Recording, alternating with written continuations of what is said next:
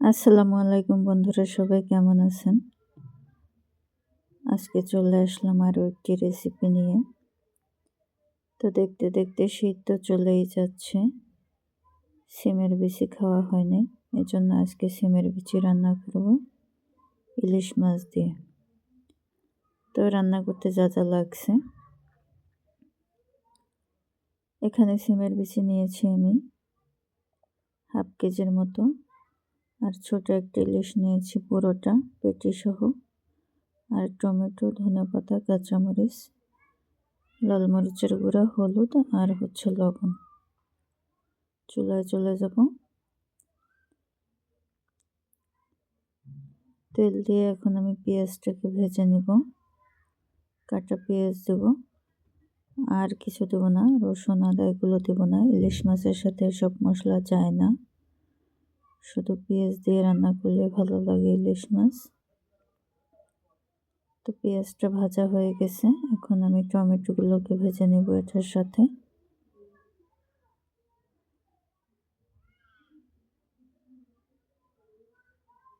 তো টমেটোটাও মোটামুটি ভাজা হয়ে গেছে, এখন আমি মরিচের ফাঁকি দিয়ে দিলাম, হলুদের ফাঁকি, লবণ, অল্প একটু পানি দিয়ে মশলাটাকে ভালোভাবে কষিয়ে নেব। বন্ধুরা, সিমের বিচি দিয়ে ইলিশ মাছ রান্না করলে অনেক মজা হয়। তো আমি আগে কখনো রান্না করে খাইনি, আজকে ফার্স্টে রান্না করলাম। তো অনেক মজা হয়েছে, এভাবে রান্না করে খেয়ে দেখবেন। ইলিশ মাছ দিয়ে সিমের বিচি রান্না করে খেয়ে দেখবেন বন্ধুরা।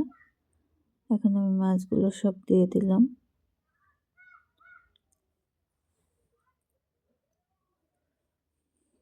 তো মাছটাকে একটু উল্টে পাল্টে দিব।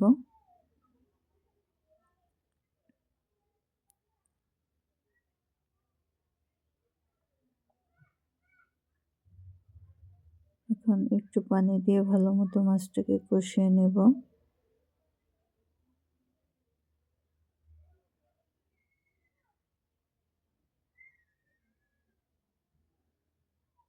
এটা এখন আমি ঢাকনা দিয়ে ঢেকে রাখবো 5 মিনিটের জন্য। ফিরে আসলাম 5 মিনিট পরে, এটাকে আবার একটু উল্টে পাল্টে দিব।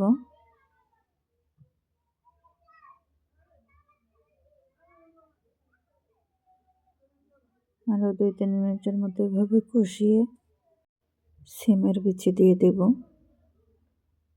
সিমের বিচিটাও এটার সাথে কষিয়ে নেব, আলতো হাতে নেড়ে চেড়ে কষাবো যেন মাছটা না ভাঙে। 2-3 মিনিট কষিয়ে নিলাম।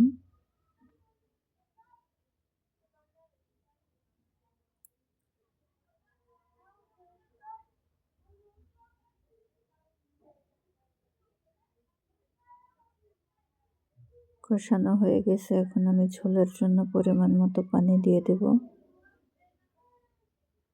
বেশি ঝোল রাখবো না।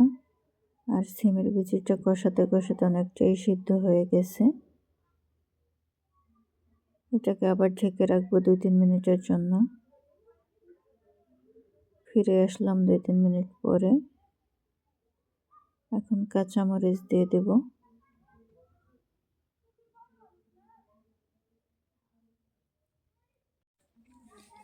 কাঁচামরিচটা দিয়ে আবার একটু আলতো হাতে নেড়ে দিব। আর সিমের বিচিগুলো একদমই বেশি সিদ্ধ করা যাবে না, বেশি সিদ্ধ করলে এটা খেতে তেমন ভালো লাগে না। ওভার কুক যেন না হয় সিমের বিচি। এখন আমি ধনিয়া পাতা দিয়ে দিলাম।